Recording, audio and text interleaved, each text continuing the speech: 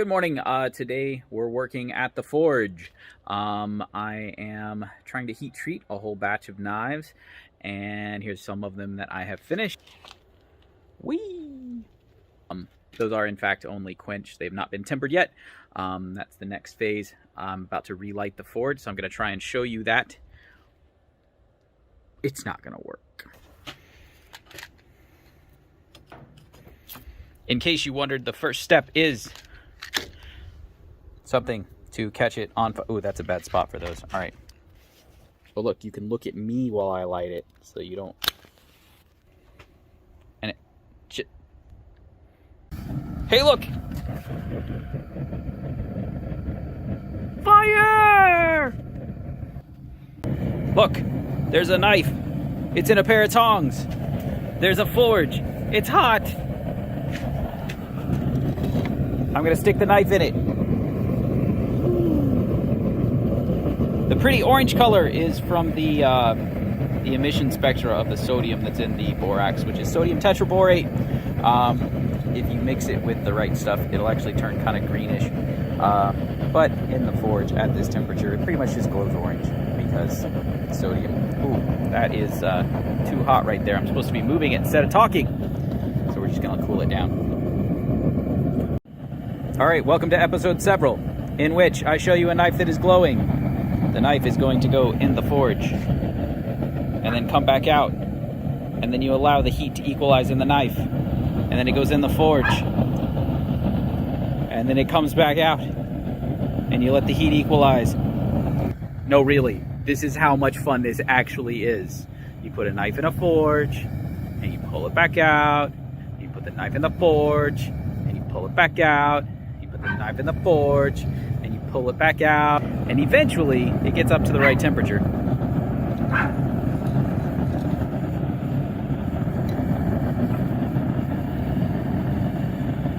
Where it's not magnetic. And then we get to hold it like this and wait for it to cool off. And I get to do that 3 times. And then we get to heat it up and stick it in the oil and hope it doesn't catch something on fire. Might not have been quite exciting enough for the internet. So I'm going to try and communicate my excitement on this. Elmo loves making knives. Look, you can put the knife in the forge and let it heat up. And then you pour the knife back out. Then you put the knife in the forge and let it heat up. And then you pour the knife back out. It's great! Episode number 2, Making Knives with Elmo. Look, we're gonna let it heat up. Put it for just a second. Whoop, there it is.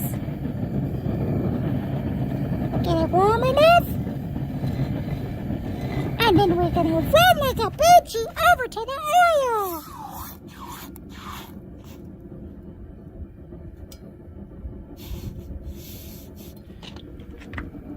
Don't smoke, kids.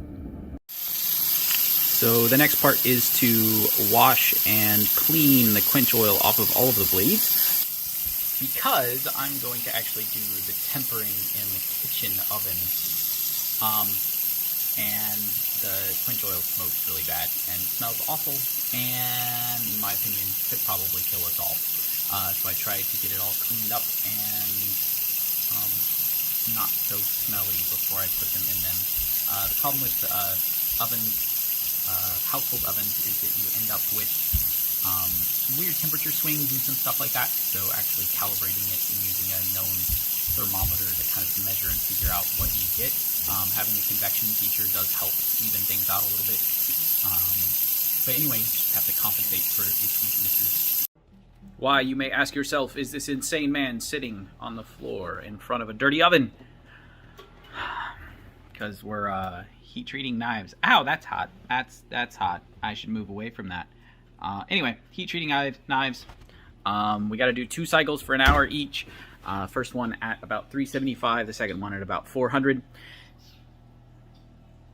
And cool them down in between, and then cool it down afterwards. And then there's way more work to do, but I'll show you little clips of me talking about those things too.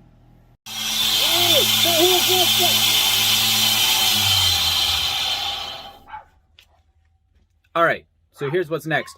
I have to take with the grinder, and I have to smooth out the handles of the knives. And so you can see there's some scale and some oxide.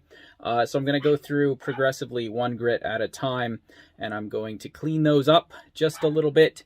Let's see if I can show you a little bit of what this looks like. We're going to try it one-handed. It's not going to go tremendously well.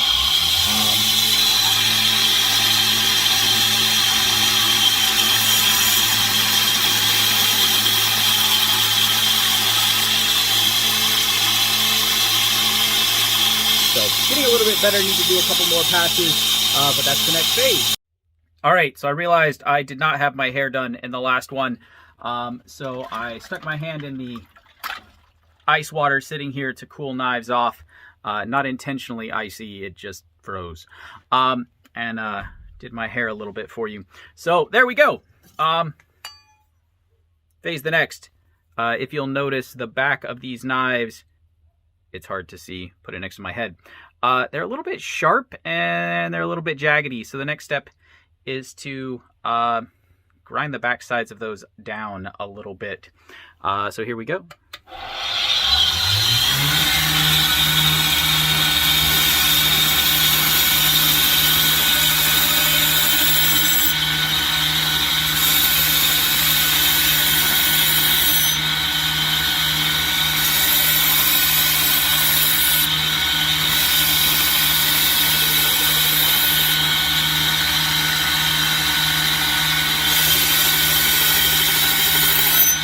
So, for the record, I do in fact wear my respirator for most of them.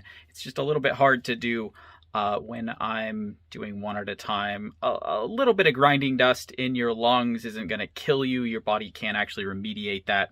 But I'm going to tell you, when you're doing a whole batch of them, or you're grinding all day for days and days at a time, it gives one of the worst sore throats you've ever experienced, as well as you are snorting out and sneezing out black goo and have a bad cough, and it is very uncomfortable for several days. It's a mistake I made early on. One of my first large batches of grinding knives. When you're only doing a couple at a time or something like that, you don't really notice it. You're like, oh, look, you know, my snot's a little black. But not till you do a whole bunch that you realize that you could actually probably kill yourself. So respirators are nice. This is a grinding fixture, and so take this piece off and mount up the blade into that fixture. Let's try it like this. So it slots in. So I use this same fixture to grind the initial bevels, but what I'm going to do is I'm going to try and line this up to where I was before, and then tighten it down. What this does is it allows me to hold it into a very precise angle for regrinding this bevel. So I'm going to set the angle against the bevel and get it set up so that I'm grinding basically exactly the same as I was before. The point of this is so that I keep a nice, even, consistent flat grind. I've done it before where I did all of this kind of freehand and was holding it and kind of setting my bevel and grinding, and it works. And there's a lot of guys who prefer that.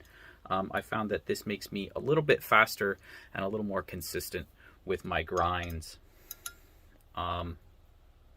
Maybe an experience issue more than anything else, but I need to economize my time. So here we go. This slots onto here, just like that, and then loosen this, and it allows me to set that up and tighten it down. Now that my angles are, we should be able to set this up and grind. My goal is to take one pass of this 36 grit.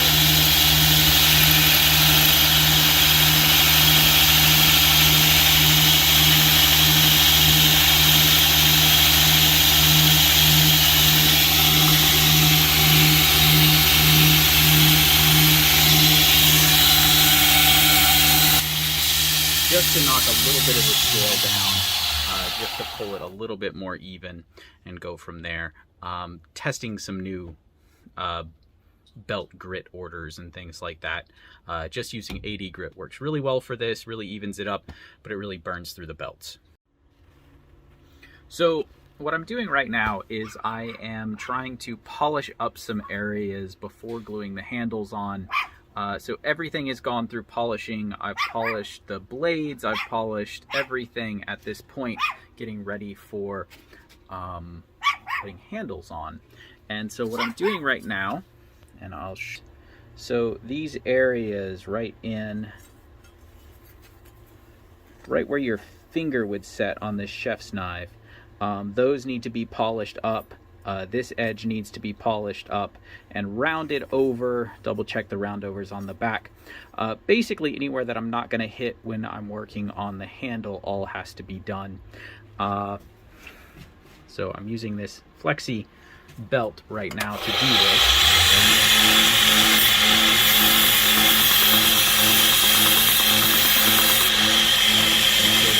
Start seeing that polish.